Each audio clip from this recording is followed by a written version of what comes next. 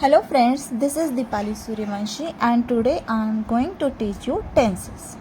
नमस्कार विद्यार्थी मित्रांनो, मी आहे दीपाली सूर्यवंशी आणि आज मी तुम्हाला टेन्सेस शिकवणार आहे. टेन्सेस म्हणजे काय तर वर्बचे जे फॉर्म्स असतात जे आपल्याला टाइम सांगतात, वेगवेगळा टाइम सांगतात, वेळ सांगतात, त्याला म्हणतात टेन्सेस म्हणजेच काळ. There are 3 main kinds of tenses. काळाचे एकूण 3 प्रकार आहेत. प्रेझेंट टेन्स म्हणजे जे आता होत आहे म्हणजेच नाव. प्रेझेंट टेन्स मीन्स वर्तमान काळ मराठीमध्ये. पास्ट टेन्स मीन्स बिफोर म्हणजे जे आधी झालं आहे त्यालाच मराठीमध्ये भूतकाळ असे म्हटले जाते. आणि तिसरा आहे फ्युचर टेन्स मीन्स आफ्टर म्हणजेच जे नंतर होणार आहे. Each tense is further subdivided into 4 different forms. प्रत्येक टेन्स हा 4 आणखीन काइंड्समध्ये विभागलेला आहे. प्रत्येक टेन्सचे आणखीन 4 उपप्रकार पडतात. ते आहे simple, continuous, perfect, perfect continuous tense. अशा प्रकारे प्रत्येक टेन्सचे सबटेन्स मिळून एकूण 12 टेन्सेस बनतात. हे उपप्रकार काही अशा प्रकारे आहेत.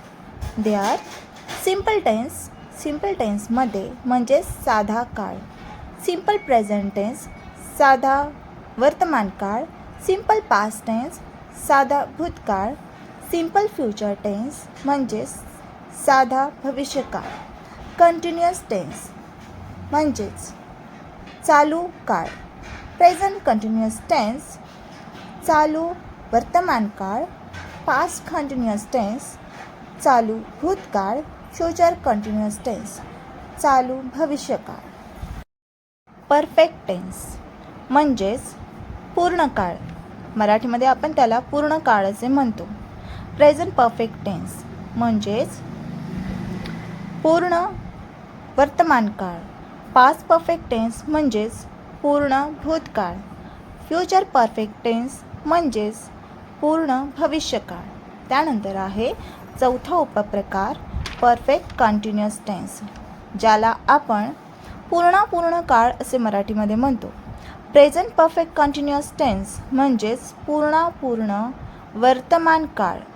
पास्ट परफेक्ट कंटिन्युअस टेन्स म्हणजेच पूर्ण भूतकाळ.